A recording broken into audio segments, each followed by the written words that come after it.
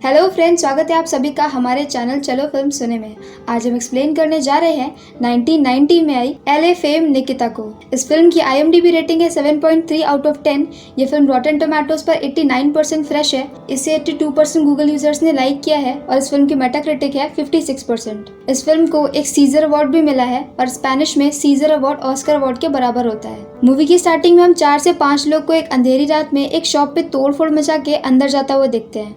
ये शॉप एक फार्मेसी होती है जहाँ पर वो ड्रग्स लेने आए होते हैं। ये सारे ही ड्रग एडिक्ट होते हैं और ये शॉप उन्हीं में से एक के पिता की होती है। यहाँ पर उसके फादर गन लेकर शॉप में आ जाते हैं और तब तक वहाँ पर पुलिस भी आ जाती है। पुलिस आते ही वहाँ पर फायरिंग शुरू कर देती है, जिसके जवाब में ये लोग भी फायरिंग करना शुरू कर देते हैं। और इन सबसे दूर उन्हीं में से एक ड्रग एडिक्ट निकिता वहीं पर शांति से बैठी होती है हेडफोन्स लगा के, और वो पूरे टाइम म्यूजिक सुनती रहती है जब तक ये फायरिंग चल रही होती है। और इस फायरिंग में बहुत सारे पुलिस वाले और वो सारे ड्रग एडिक्ट मारे जाते हैं निकिता को छोड़ के। अब अंदर एक पुलिस वाला आता है और निकिता का हेडफोन निकालता है। उसे लगता है कि शायद ये उनमें से नहीं है, तो वो उससे अच्छे से बात करता है, पर इसके इन रिटर्न में निकिता उसे शूट कर देती है। अब नेक्स्ट सीन में हम निकिता को एक जेल में देखते हैं, जहाँ पर एक पुलिस ऑफिसर आकर उसे कुछ सवाल जवाब करता है। यहाँ सही से जवाब ना देने पर वो निकिता को एक जोरदार थप्पड़ मार देता है, जिसके जवाब में निकिता पेंसिल लेती है और पेंसिल उसके हाथ में घुसा देती है। अब निकिता को कोर्ट में लेके जाते हैं, जहाँ पर इन सभी कारनामों के लिए और एक पुलिस वालों को मारने के लिए उसे लाइफ टाइम जेल में डाल दिया जाता है। इस सजा के बाद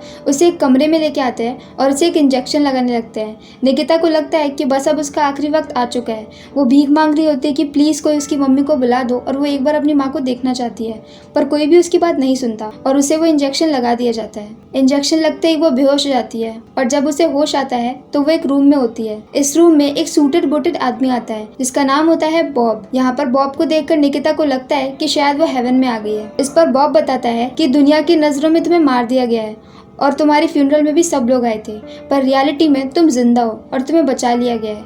यहाँ पर तुम्हें एक असैसिन बनने की ट्रेनिंग दी जाएगी और इसके बाद तुम गवर्नमेंट के लिए काम करोगी। तुम्हारे पास 2 ऑप्शन है, या तो तुम ये असैसिन वाला ऑप्शन चूज करो, नहीं तो तुम्हें सच में मार दिया जाएगा। अब निकिता ये असैसिन वाला ऑप्शन चूज नहीं करना चाहती है, पर बॉब कहता है कि तुम आराम से सोच लो। इसके बाद वो कहता है कि वो अगले दिन आएगा। जब वो अगले दिन आता है तो निकिता उसी की गन छीन कर उसे गन पॉइंट पर ले लेती है और उसे लेकर बाहर तक जाती है। यहाँ पर बाहर जब वो पहुंचते हैं तब बॉब बोलता है कि ये गन खाली है, और तभी वहाँ पर बहुत सारे ऑफिसर्स आकर निकिता को गन पॉइंट पर रख लेते हैं। तो अब निकिता कोई चारा ना देखते हुए वो गन लेकर खुद को ही शूट करती है, पर वो गन सच में खाली होती है। और इसके बाद झटके से बॉब उससे वो गन ले लेता है और वो गन लेने के बाद वो उसके पैर पर शूट करता है और इस बार गोली सच में चल जाती है। असल में उसने सिर्फ एक ही पार्ट खाली रखा होता है, बाकी सब में सच में बुलेट होती है। पैर पे चोट लगने के बाद ना चाहते हुए भी उसे ट्रेनिंग करनी पड़ती है और वो धीरे धीरे ट्रेनिंग शुरू कर देती है। वैसे तो निकिता दिखने में बहुत ही टॉमबॉय टाइप की होती है और उसे कुछ भी नहीं आता, मतलब कि सही से उठना बैठना चलना खाना तमीज तहजीब ये सब उसमें कुछ भी नहीं होती है। तो उसे हर चीज की ट्रेनिंग दी जाती है, इस सब की भी, ताकि उसे देखकर कोई भी उस पर ये ना शक कर पाए कि एक एजेंट टाइप की और एक असैसिन है।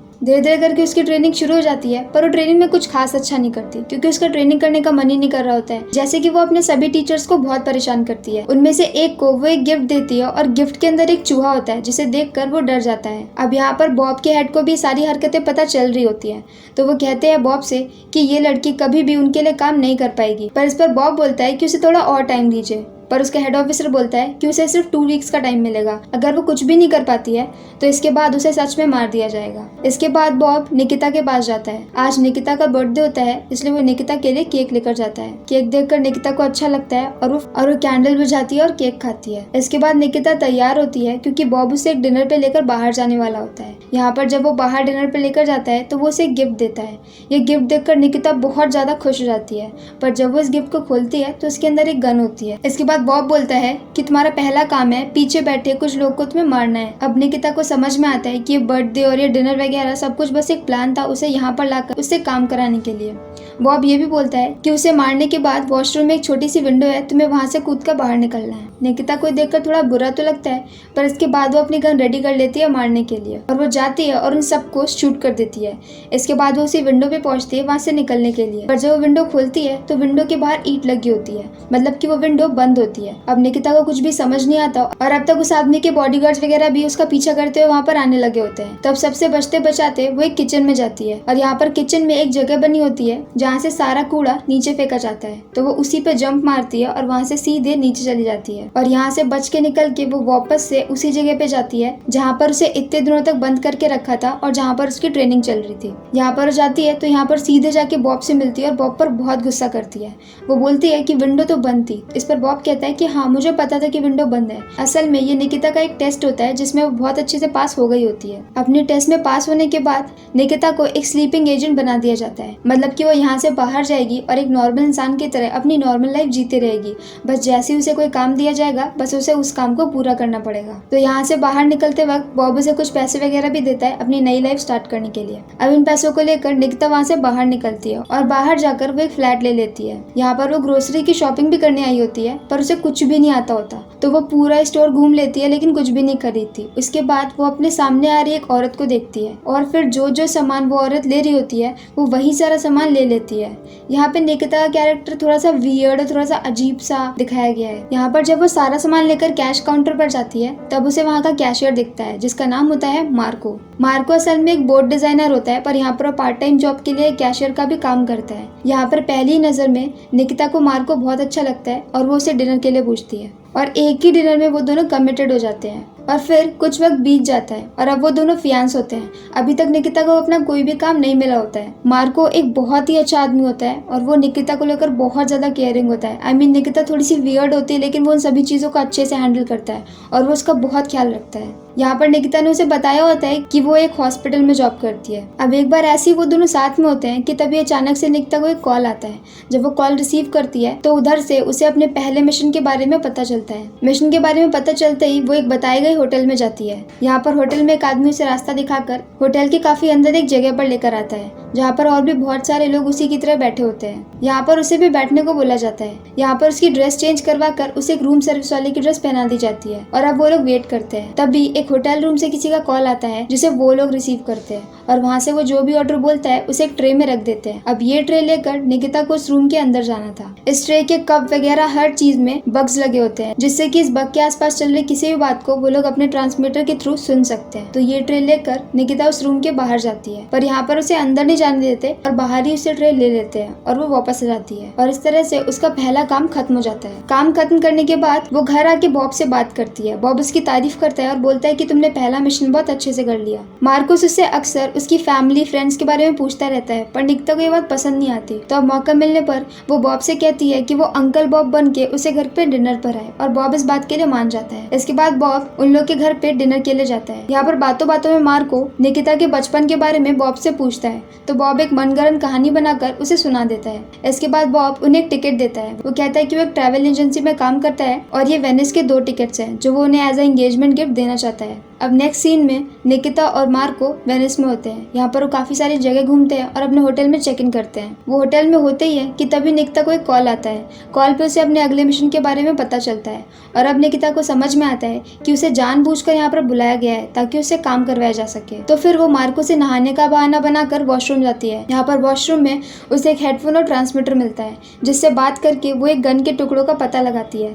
फिर इन सभी टुकड़ों को आपस में असेंबल करके एक बड़ी सी गन बना लेती है। अब उसका काम होता है विंडो से बाहर एक आदमी को शूट करना और वो अपना निशाना लगा ही रही होती है कि तभी बाथरूम बंद होता है लेकिन दरवाजे के बाहर मार्को आ जाता है और मार्को उससे इमोशनल बातें करने लगता है। उसकी बातें सुनकर निकिता को बहुत रोना आ जाता है क्योंकि वो ये सारे काम नहीं करना चाहती है और वो अपनी इस एजेंट वाली लाइफ से बहुत परेशान होती है। पर फिर वो रोते रोते जैसे तैसे अपने इमोशंस को काबू में करती है और अपने आंसू पोंछकर निशाना लगाती है और इसके बाद तभी अचानक से मार्को दरवाजा खोल देता है पर तब तक निकिता ने वो गन बाथटब में डाल दी होती है तो मार्को कुछ देख नहीं पाता है। अब निकिता उससे बहुत बुरा बिहेव करती है जिससे थोड़ा सा गुस्सा होकर मार्को वहाँ से चला जाता है। निकिता को अपने इस बिहेवियर पर बहुत बुरा लगता है क्योंकि वो मार्को का दिल नहीं दुखाना चाहती थी पर उसके पास कोई ऑप्शन नहीं था। इसके बाद निकिता वेनिस में ही बॉब से मिलने जाती है।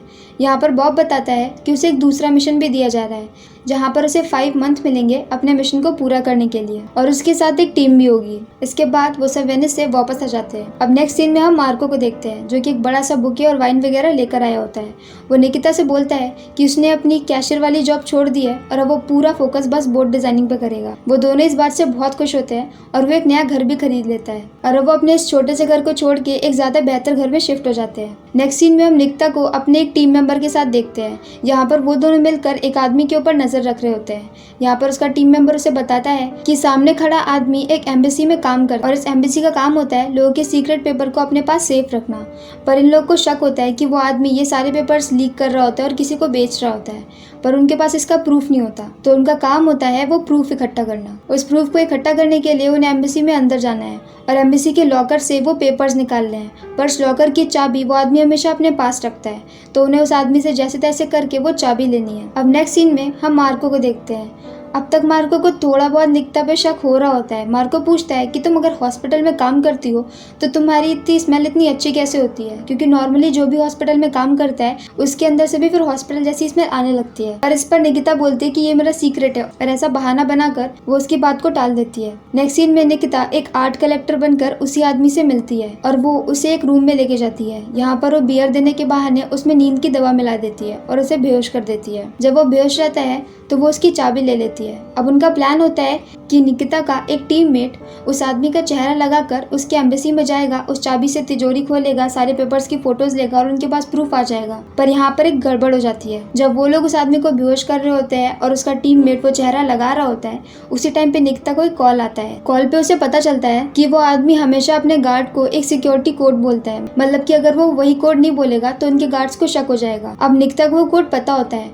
पर वहाँ कॉल से उसे पता चलता है कि थोड़ी देर पहले ही उसने अपना कोड दोबारा से बदल दिया है और अब नया कोड क्या है ये उन्हें नहीं पता। इसलिए अब ये मिशन बीच में ही किसी और को दे दिया जाता है। और तभी यहाँ पर विक्टर आता है। विक्टर एक क्लीनर होता है जिसका काम होता है लोगों को मार के वहाँ से उसकी सारी चीजें क्लीन कर लेना, सारे सबूत मिटा देना। वो अंदर आते हुए बाहर खड़े सभी गार्ड्स को मारते हुए आता है, तो वो सबकी लाशें लेता है और एक बाथटब में डाल देता है। इसके बाद वो उस आदमी को भी उठाता है और उसी बाथटब में फेंक देता है और वो उसके ऊपर एसिड डालने लगता है। पर जैसे वो उस पर एसिड डालता है वो तड़पने लगता है, क्योंकि वो मरा तो होता नहीं है, वो तो सिर्फ बेहोश होता है। पर विक्टर को लग रहा होता है कि निकिता ने उसे मार दिया है। अब ये देखकर कि वो जिंदा है, विक्टर को बहुत गुस्सा आता है और अब तक निकिता के टीममेट और विक्टर में झगड़ा होने लगता है और दोनों झगड़े में एक दूसरे को शूट करने लगते हैं और विक्टर उसके टीममेट को मार देता है। अब क्योंकि उसका टीममेट मर चुका है तो उसकी जगह निकिता को लेनी पड़ती है, क्योंकि विक्टर किसी भी हालत में इस मिशन को पूरा करना चाहता है। तो यहाँ से वो सब निकल जाते हैं और यहाँ से निकल कर निकिता उस आदमी जैसा कपड़े पहन लेती है और वो चाबी लेकर उसके एम्बेसी में जाती है। यहाँ पर वो उसके ऑफिस में जाती है और वो तिजोरी खोलकर वो फाइल्स निकालती है और इसके ग्लासेस में एक कैमरा लगा होता है, तो वो अपने चश्मे से उस सब की फोटोज ले रही होती है। पर उस आदमी के पूरे रूम में एक कैमरा लगा होता है और वहाँ पर कैमरा सिक्योरिटी वालों की उस पर नजर होती है, इसलिए निकिता कुछ भी ऐसा नहीं कर सकती जिससे उन्हें शक हो जाए। उसकी बड़ी सी हैट की वजह से वो लोग ये नहीं देख पा रहे होते हैं कि कपड़ों के अंदर निकिता है, उनका बॉस नहीं। यहाँ वो फोटोज ले ही रही होती है कि तभी वहाँ पर उस आदमी का डॉगी आ जाता है और वो डॉगी पहचान लेता है कि ये उसके मालिक नहीं है और वो भौंकने लगता है। अब कुत्ते को भौंकता देख निकिता को समझ में आ जाता है कि अब तक कैमरा में देखने वाले सभी लोग को पता चल चुका होगा कि कुछ गड़बड़ है, तो वो वहाँ से भागने लगती है और भागते भागते वो बाहर निकल कर आती है। बाहर कार में विक्टर उसका वेट कर रहा होता है। अब जब तक वो कार में बैठने वाली होती है तब तक वहाँ पर दूसरे लोग आ जाते हैं, सिक्योरिटी वगैरह, तो विक्टर सबको शूट करने लगता है और वहाँ से भागने लगता है। इस पर विक्टर को बहुत सारी गोलियां लग जाती है, पर फिर भी वो जैसे तैसे कार में बैठता है, कार चलाता है और दीवार तोड़कर निकिता को एक सेफ जगह ले आता है। पर इस सब में विक्टर की मौत हो जाती है। निकिता को कभी भी असैसिन किलिंग का काम पसंद नहीं था और अब अचानक से इतने सारे लोग को मरता हुआ देखकर वो बहुत ज्यादा परेशान हो जाती है और वो रोते धोते परेशान होते होते अपने घर वापस जाती है। पर अब यहाँ पर अब तक मार्को को सब कुछ पता चल चुका होता है, क्योंकि उसने निकिता के बताए हुए हॉस्पिटल में जाके पता कर लिया होता है कि वहाँ पर उसके नाम का कोई काम नहीं करता है, तो उसने पता लगा लिया होता है कि वो क्या काम करती है। अब मार्को उसे बहुत समझाता है कि तुम्हें ये काम नहीं करना चाहिए, इससे तुम्ही को दिक्कत हो रही है और इससे तुम साइकोलॉजिकली बहुत ज्यादा इफेक्ट हो रही हो, जो कि सच भी होता है, क्योंकि अब मेंटली निकिता बहुत ज्यादा डिस्टर्ब हो रही होती है इतनी सारी मौतें, इतने सारे खतरनाक काम एक साथ करके। यहाँ पर मार्को उसे बहुत प्यार से समझाता है और उसे यहाँ से गायब हो जाने के लिए मना लेता है और निकिता ना चाहते हुए भी मान जाती है, क्योंकि अब उसे पता है कि उसे जो मिशन दिया गया था वो कंप्लीट नहीं कर पाई और अब वो दोबारा से ऐसा कोई भी मिशन नहीं करना चाहती। तो उन सबसे बचने के लिए उसके पास यही एक ऑप्शन है कि वो सब कुछ छोड़कर गायब हो जाए। तो उसी रात निकिता वहाँ से निकल जाती है और बॉब से अपने सारे कनेक्शन तोड़ देती है। अब क्योंकि उन लोग को नहीं पता चल रहा होता है कि निकिता कहाँ है, तो बॉब एक टीम के साथ मार्को के घर पे आता है। जब वो मार्को के घर पे आता है तो मार्को बोलता है कि क्यों, अब तुम मुझे भी मारोगे? तो बॉब बोलता है कि नहीं। यहाँ पर वो दोनों बात कर रहे होते हैं, तब बॉब बोलता है कि निकिता की जान अभी भी खतरे में है क्योंकि वो पेपर्स की फोटोज जो उसने निकाली थी वो अभी भी उसी के पास है। इस पर मार्को बोलता है कि नहीं, वो फोटोज मैंने उससे ले ली थी। और इसके बाद मार्को बॉब को फोटोज दे देता है ताकि उस फोटोज के बदले में वो लोग निकिता का पीछा करना छोड़ दे। और इसके बाद बॉब बोलता है कि हम दोनों से बहुत मिस करेंगे। और इसी सैड एंडिंग के साथ ये फिल्म यहीं पर खत्म हो जाती है। मार्को और निकिता अलग हो गए, मुझे ये बात बिल्कुल भी अच्छी नहीं लगी क्योंकि वो दोनों एक्चुअली में बहुत अच्छे कपल थे। अगर आपको हमारा एक्सप्लेन पसंद आया हो तो प्लीज हमारी वीडियो को लाइक करें, अपने दोस्तों के साथ शेयर करें, हमारे चैनल को सब्सक्राइब करें। तो मिलते हैं नेक्स्ट वीडियो के साथ। Bye bye.